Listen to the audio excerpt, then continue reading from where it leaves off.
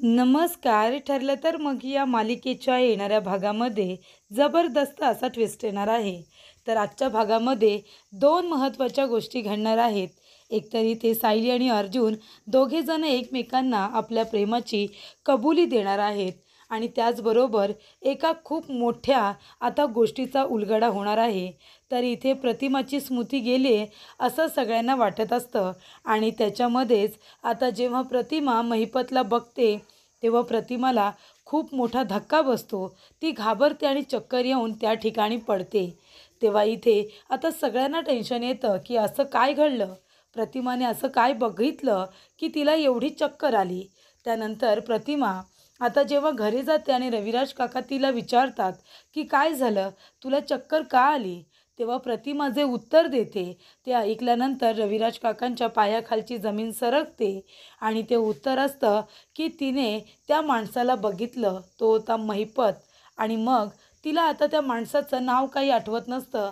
ती म्हणत असते की मी त्या व्यक्तीला बघितलं आणि ती घाबरते. तेव्हा रविराज काका म्हणतात की कुणाला बघितलंस तू? तुला कुणाबद्दल बोलायचं आहे?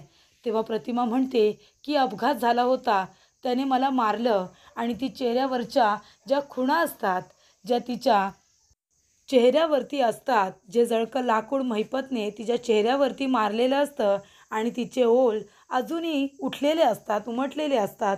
ते आता रविराज काकांना प्रतिमा दाखवते आणि ती म्हणते की त्याला मी बघितलं, तो पुन्हा अपघात घडवून आणेल, तो पुन्हा आपल्याला मारेल.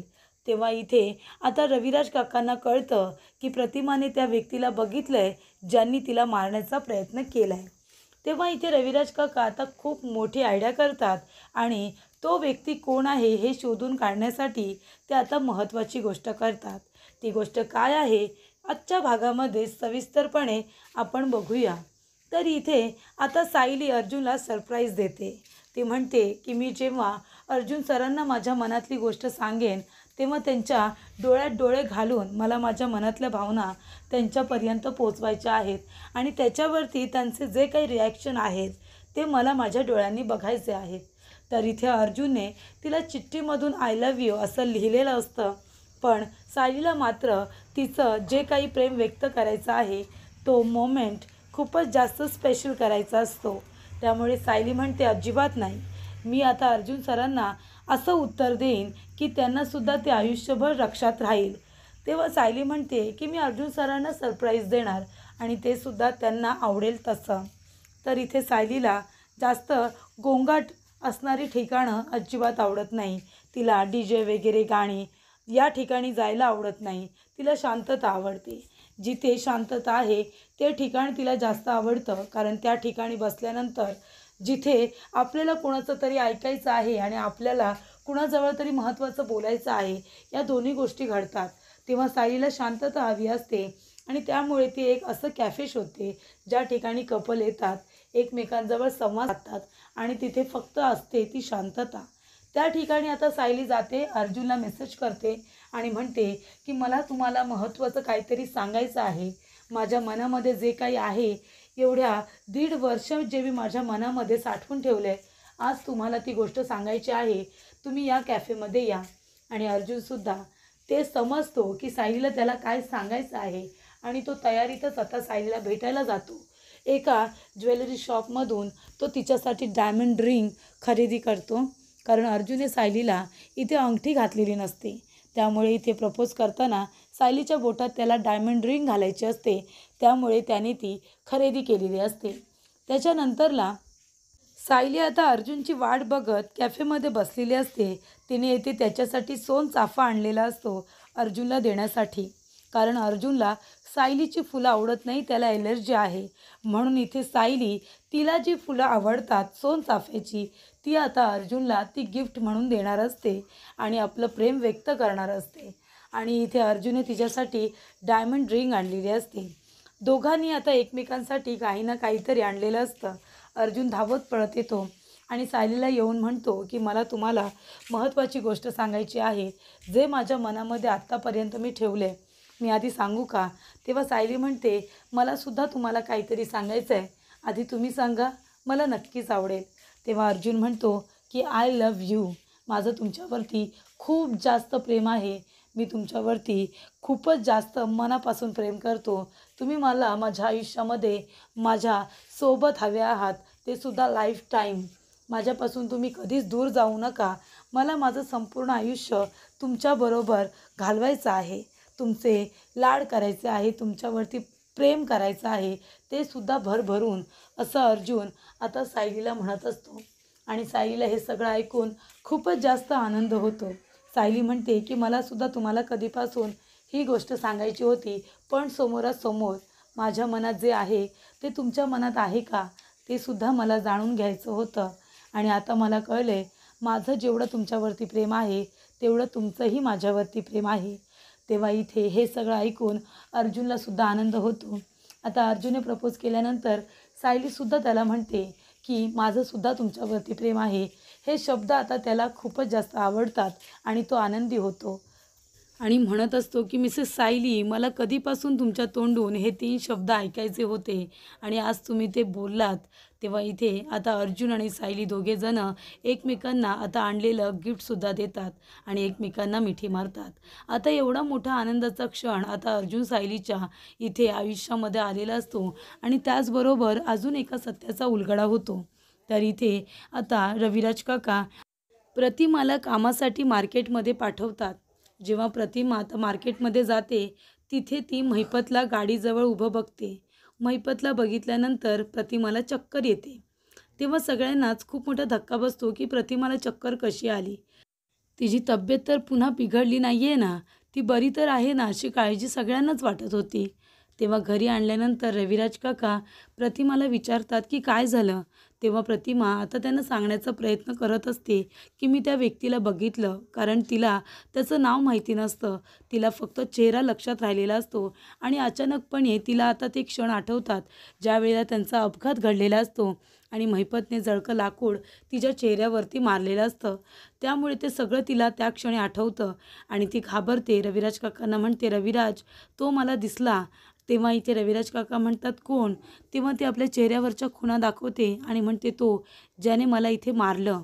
तेव्हा इथे रविराज काकांना खूप मोठा धक्का बसतो. ते विचारतात की तुझ्या लक्षात नाव आहे का त्याचं? प्रतिमा म्हणते, नाही, नाव तर लक्षात नाही आहे. तेव्हा रविराज काका पोलिसांची मदत घेतात.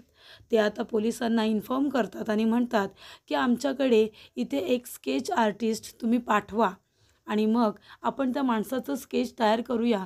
जसं प्रतिमा सांगेल तसंच स्केच तयार होणार.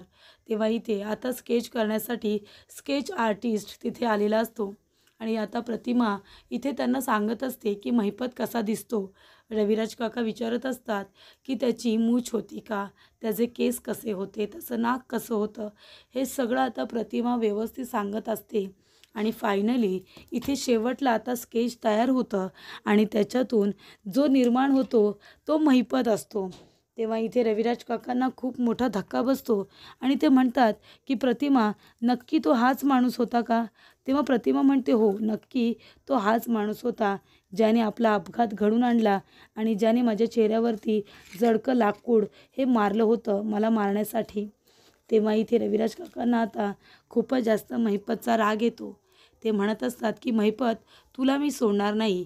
याचा अर्थ एकच होतो की तूच आम्हाला मारायची सुपारी घेतली होतीस, पण कारण तरी काय? त्याच्याने माझी तर ओळखसुद्धा नव्हती. तेव्हा इथे रविराज काका आता अर्जुनला सुद्धा सांगतात आणि अर्जुनसुद्धा तिथे सायलीबरोबर जातो. ते स्केच आता दाखवल्यानंतर अर्जुन म्हणतो, हा तर महिपत आहे. तेव्हा रविराज काका म्हणतात की हा स्केच आर्टिस्ट ज्यांनी तयार केला आहे प्रतिमाच्या सांगण्यावरून. प्रतिमाने महिपतला बघितलं, तिला चक्कर आली आणि तिला जुन्या काही गोष्टी आठवल्या. त्याच्यामध्ये तिने मला सांगितलं की अपघात घडवून आणणारा माणूस हाच होता आणि तिच्या चेहऱ्यावरती जळकं लाकूड मारणारसुद्धा हाच होता. तेव्हा अर्जुनला खूपच जास्त राग येतो. तो म्हणतो, सिनियर, आता याला सोडायचं नाही.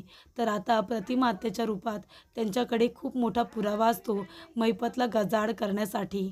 तेव्हा इथे अर्जुन आता पुन्हा एकदा कोर्टामध्ये महिपतची केस ओपन करतो आणि सगळ्यात आधी तर इथे पोलीस कंप्लेंट करून महिपतला आता अरेस्ट करायला सांगितलं जातं. त्यामुळे इथे आता रविराज काका आणि अर्जुन, त्याचबरोबर त्यांच्या बरोबरीने प्रतिमा, हे तिघंजणं मिळून आता 20-22 वर्षांपूर्वी जो अपघात घडला होता किंवा तो घडवण्यात आला होता तो महिपत आता सापडलेला असतो आणि त्याला जेलमध्ये टाकल्यानंतर त्याने हे सगळं का बरं केलं असेल, कुणाच्या सांगण्यावरून केलं असेल, ते यामागे त्याचा नेमका हेतू तरी काय होता, हे सगळं आता रविराज काकांना जाणून घ्यायचं असतं. कारण रविराज काका म्हणत असतात की महिपतमुळे आज 20-22 वर्ष मी माझ्या कुटुंबापासून, माझ्या बायकोपासून, माझ्या मुलीपासून मी वेगळा राहिलो, एकटा राहिलो आणि याच्यामध्ये माझं खूप मोठं नुकसान झालं. ते म्हणजे माझ्या बायकोची स्मृती गेली, तिला आधीचं एवढं काही आठवत नाही आहे. आणि दुसरं म्हणजे माझ्या मुलीवरती चांगले संस्कार झालेले नाही आहेत. मधुभाऊंनी सगळ्यांवरती चांगले संस्कार केले, तसेच माझ्या मुलीवरतीही केले असतील, पण ते तिच्या अंगी अवतरलेले नाही आहेत. आणि मग जर ती कदाचित आमच्याबरोबर असती तर आई वडील म्हणून आम्ही तिच्यावरती चांगले संस्कार करू शकलो असतो, असं रविराज काका म्हणतात. महिपतमुळे माझं खूप मोठं नुकसान झालं आहे आणि ते नुकसान आता मी त्याला जेव्हा जेलमध्ये पाठवेन, त्याला शिक्षा होईल, तेव्हाच ते नुकसान भरून निघेल, असं रविराज काका म्हणतात. तेव्हा अर्जुन म्हणतो, नक्कीच नक्कीच तसंच होईल सिनियर, तू काळजी करू नको. त्यामुळे इथे आता पहिल्यांदा तर महिपतला अरेस्ट करण्यासाठी पोलीस तिथे गेलेले असतात आणि त्याच्यानंतर कोर्टामध्ये आता केस उभी राहणार असते. तर इथे महिपतला अरेस्ट करून आता कोर्टामध्ये जेव्हा केस असेल तेव्हा प्रतिमासुद्धा साक्ष द्यायला जाणार आहे. तेव्हा इथे अर्जुन आणि रविराज काका दोघेजणं आता कशा पद्धतीने ही केस लढतील आणि महिपतने हे सगळं त्यावेळेला कशा पद्धतीने केलं, का केलं, असे प्रश्न त्याला विचारले जातील. आणि तेव्हा महिपत त्यांच्या प्रश्नांची उत्तरं देईल की नाही, किंवा अर्जुन ही केस जिंकेल की नाही, रविराज काका प्रतिमाला न्याय मिळवून देतील की नाही, हे बघणं खूपच जास्त रंजकदार होणार आहे. सिरियलच्या डेली अपडेट्ससाठी तुम्ही आमच्या चॅनलला नक्की सबस्क्राईब करा आणि येणारे नवनवीन अपडेट्स तुम्ही बघत राहा. थँक्यू.